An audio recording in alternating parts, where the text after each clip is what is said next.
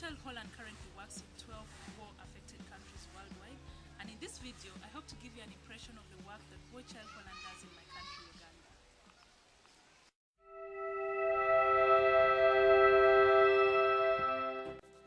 For over 20 years, effective 1986, Northern Uganda experienced unprecedented civil strife as a result of the Holy Spirit movement, the Lord's Resistance Army, and UPDF operations in the region.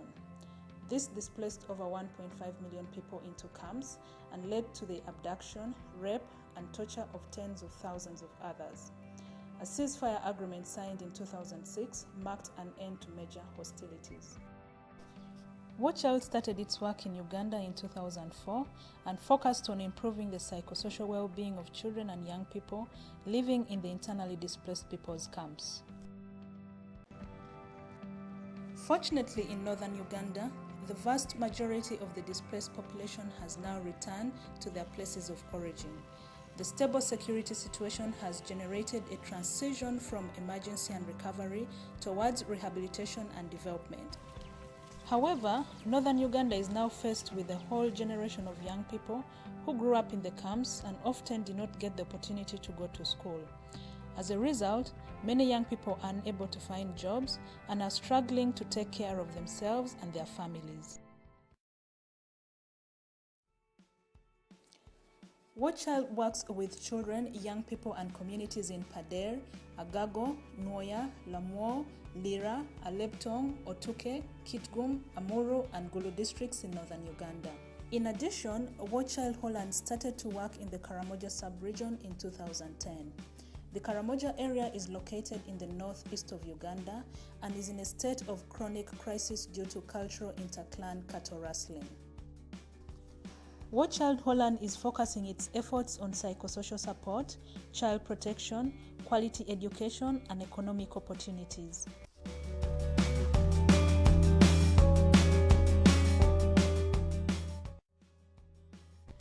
Child mainly provides its psychosocial support through life skills programs called DILS.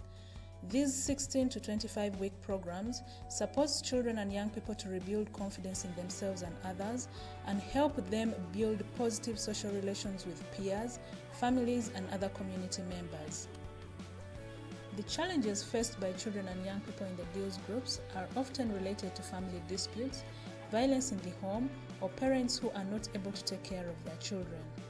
Therefore, we also provide life skills training for parents in order to improve their knowledge and parenting skills, find solutions for challenges they face, and enhance their capacity to care for their children. Creating lasting change in the lives of children and young people is only effective when parents, caregivers, and other community members are also involved and supported. I visited a woman, Grace, who participated in one of our IDILS.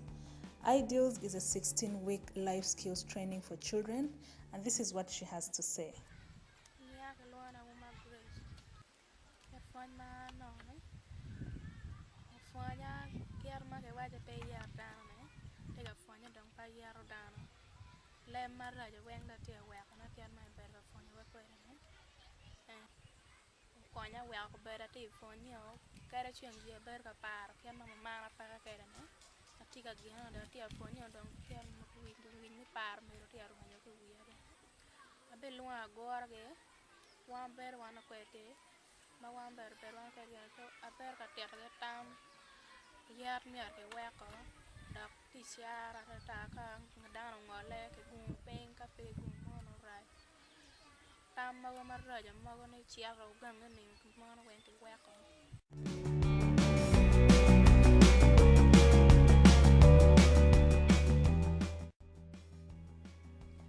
As I earlier did mention, during the period of conflict and displacement, community structures were greatly destroyed.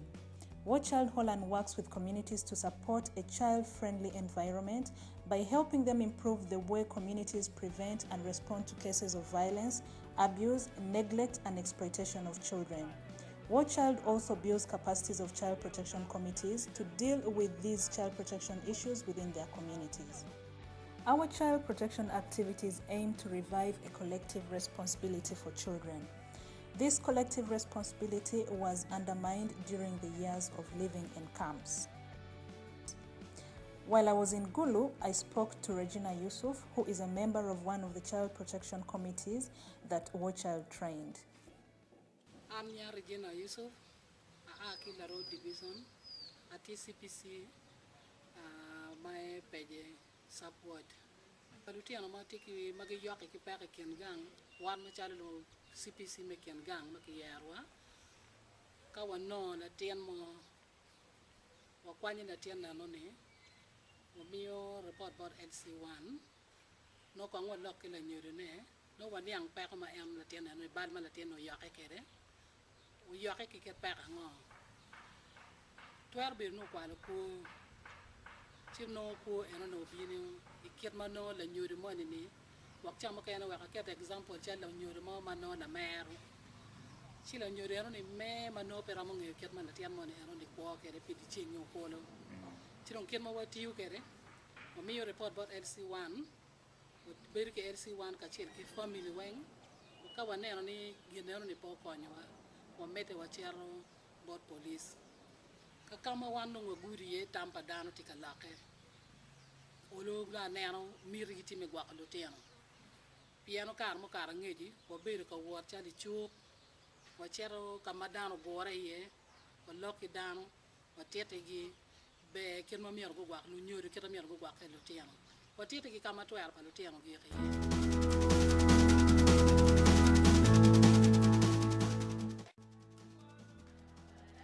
Quality education is the key to securing future opportunities.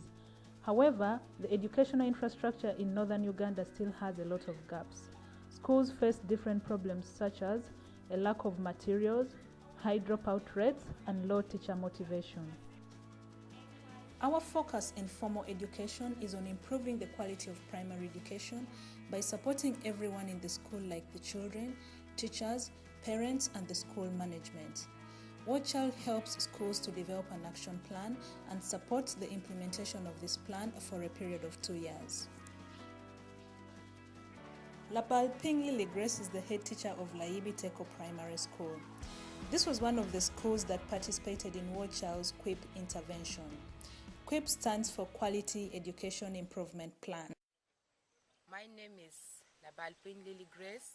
Before the QUIP started, one of the problems that was very serious in the school was absenteeism of the girls.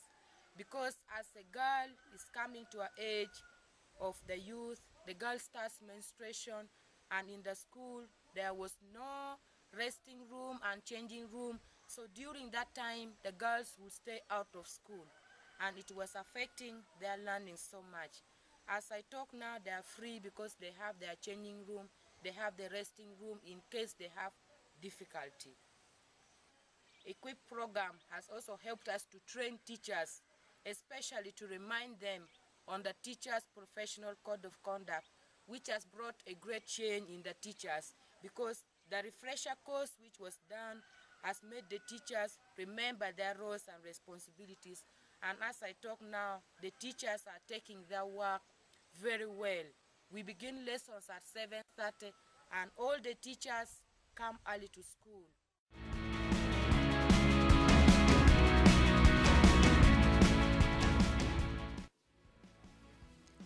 As earlier mentioned, there is a whole generation of young people that missed out on education. They often cannot go back to school because they have themselves become parents and have responsibilities to take care of families and communities. Together with our partner organizations, we give them the opportunity to learn a new skill or strengthen an existing skill to be able to earn a living. The young people can choose from different skills that they are interested in that can provide them with an income. The skills vary from carpentry to tailoring, from beekeeping to welding or motorbike repair.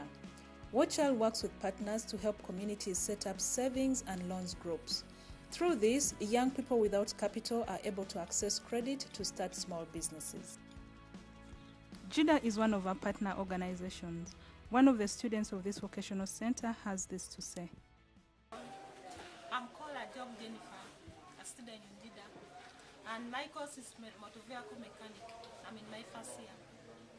I'm following what my heart's telling me to do because I know it's good for me, because ladies are not really having interest in doing men's work because what girls say that it's very hectic. Actually, even it's hectic, but it needs energy. If you're not energetic, you cannot do a mechanic work. But me, I'm energetic. I can do any work I want. That's why I've chosen to be a mechanic. And I know I'll do it better, and I'll be a good mechanic. I'll be hired out. And also in my interest, I want to go even outside Uganda, outside countries at least. I want to go ahead with my studies, to proceed my studies, not stop in this level of JIDA. At least if I can get a diploma or coming back again to work as a teacher in JIDA, that's my dream. And daily, night, I'm dreaming about.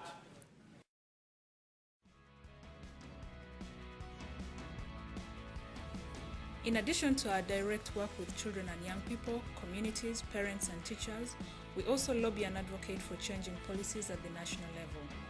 In 2012, our priority is to eliminate physical and emotional punishments in schools, homes and communities.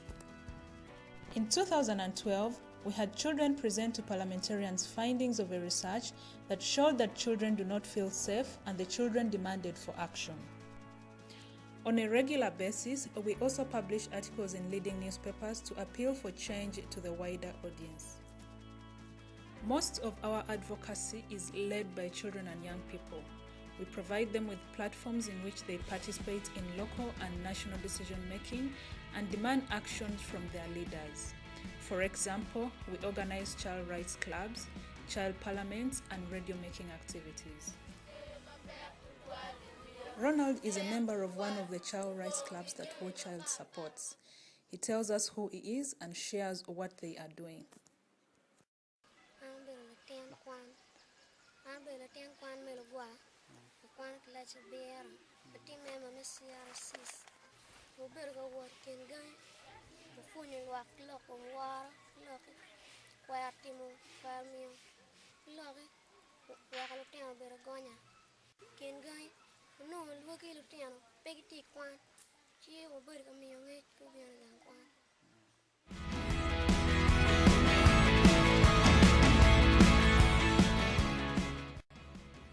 Now that I've given you a picture of the work we do in northern Uganda and the Karamoja region, I would like to end by proudly telling you that all the work we do in Uganda is done in a creative way and it ensures children participate meaningfully.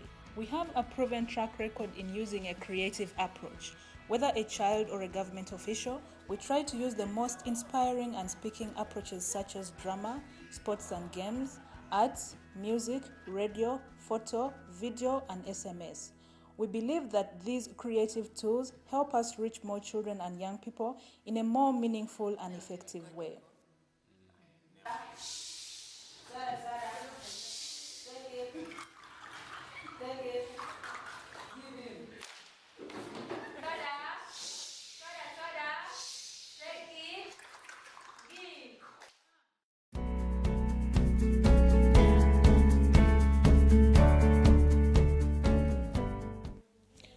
As War Child Holland in Uganda, we could not do our work without the support of our national and international partners who have expertise that complements our work. In addition, we work jointly with government and communities to improve the lives of children and young people because we believe that all children should be able to live and learn with dignity. On behalf of our team and the children and young people that we work with, we hope that you continue to support us.